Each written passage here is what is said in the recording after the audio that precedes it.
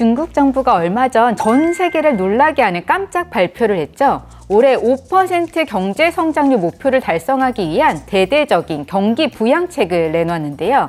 덕분에 한동안 중국 증시가 불기둥을 뿜기도 했습니다. 이전엔 중국 정부가 어떤 발표를 해도 시장이 시큰둥했거든요. 고작 이거밖에 내놓지 못하다니 역시 중국 경제는 희망이 없어, 이런 반응이었는데요. 이번에는 확실히 분위기가 좀 다릅니다. 시진핑이 마침내 문제를 깨달았다라는 반응까지 나오고 있죠.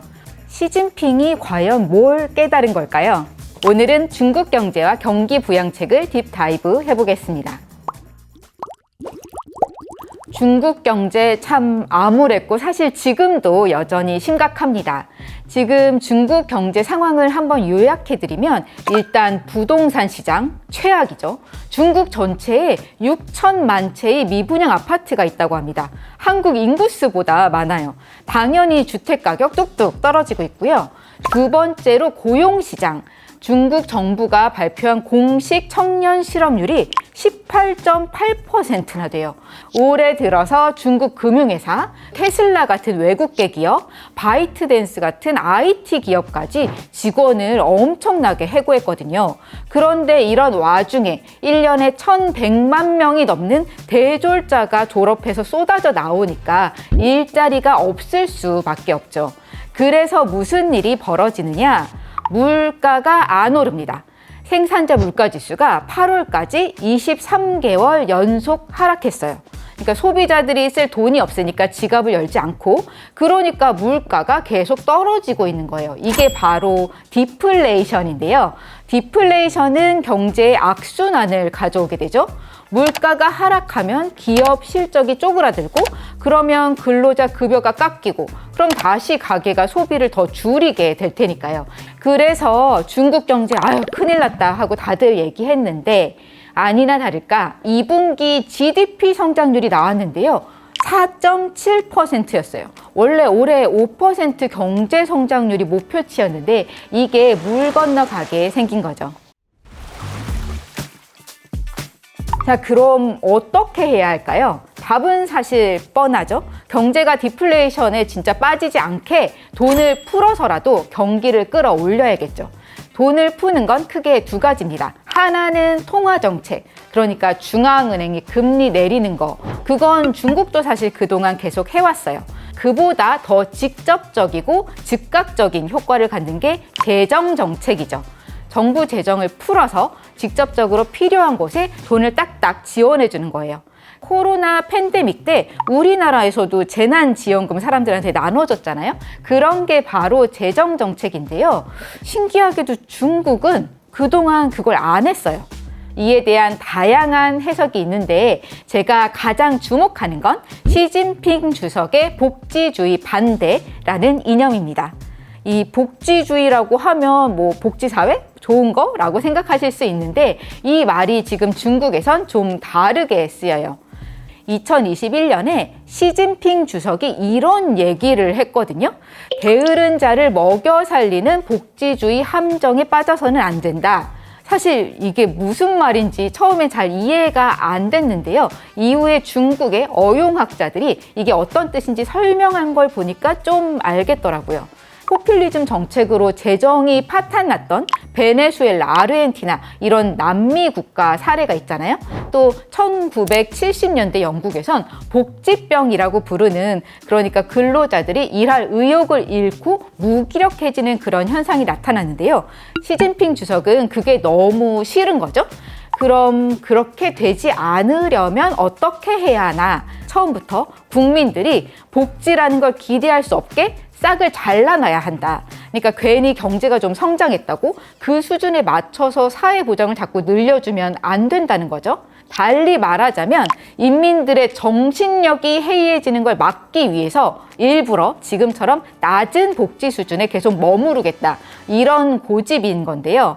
좀 너무 특이하죠? 사실 경제를 성장시키는 게 다 먹고 살기 좋아지려고 하는 건데 반대로 국민들이 너무 살기 좋아지면 정신력이 흐트러져서 경제 성장에 지장이 있을 수 있으니까 계속 힘들게 살아야 한다는 식이잖아요.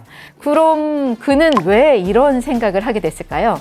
전문가들은 시진핑이 10대 시절 문화 대혁명 기간에 겪었던 경험이 이런 이념을 형성했을 거라고 보는데요. 시진핑은 원래는 아주 잘 나가는 국무원 부총리의 아들이었습니다. 그런데 문화 대혁명이 터지면서 반동 분자로 낙인이 찍히면서 산시성의 산골 마을로 하방을 갔죠. 거기서 토굴에서 살면서 한겨울에 막 맨발로 도랑을 파는 일까지 해야 했다는데요. 그럼 이 7년의 지옥 같은 시간을 시진핑이 아주 극혐할 것 같잖아요. 오히려 이 시련의 시기가 자신의 성공 비결인 것처럼 미화하고 있죠. 뭐랄까 약간 오히려 향수를 가지고나 있달까요?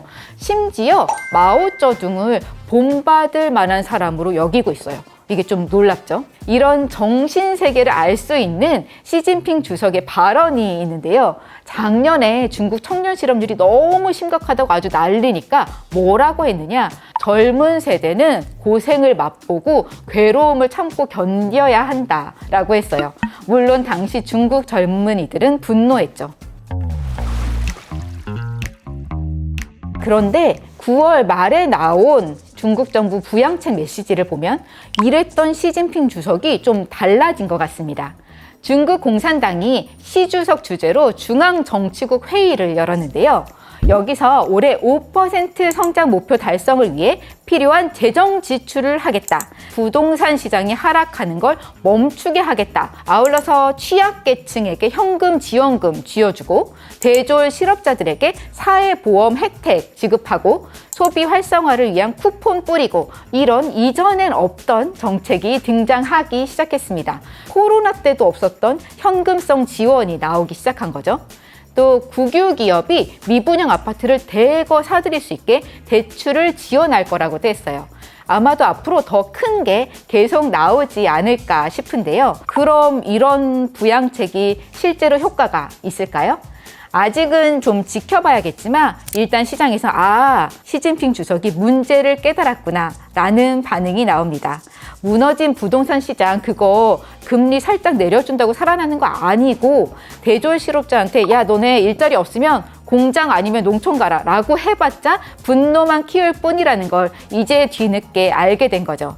다만 문제는 중국 소비자들이 정말 이런 정부 정책을 신뢰하고 자신의 행동을 바꾸게 될까라는 점입니다. 이게 한번 자리 잡은 소비 습관을 바꾼다는 게 참 쉽지 않기 때문인데요. 중국은 저축률이 높기로 유명하죠. GDP 대비 저축률이 46.6%로 세계 평균의 2배나 돼요. 저축을 많이 하면 좋은 거 아니야? 라고 할 수 있는데 지금은 아닙니다. 높은 저축률이 오히려 소비를 가로막고 있으니까요. 중국인은 왜 저축을 많이 할까? 한마디로 불안하기 때문이에요. 아프면 치료비는 어쩌나, 은퇴하면 뭐 먹고 사냐 이런 걱정이 큰 거죠. 최근 몇 년 사이에 제로 코로나라고 해서 막 봉쇄도 당해봤고요. 부동산 시장, 주식 시장 무너지는 것도 봤고요. 해고도 막 늘어나고 있거든요. 그러니까 불안감은 갈수록 커지고 정부를 도대체 믿을 수가 없죠. 우리 믿고 돈 좀 써 라고 한다고 얼마나 금방 바뀔 수 있을까? 그게 의문인 거죠. 만약에 정부가 재정을 풀었는데 그게 소비로 이어지는 게 아니라 오히려 그걸로 뭐 저축만 한다면 효과가 별로 없을 수도 있는 거거든요.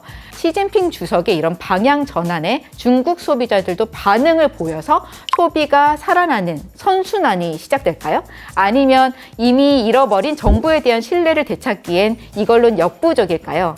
당분간 전 세계가 이 부분에 주목하지 않을까 싶습니다.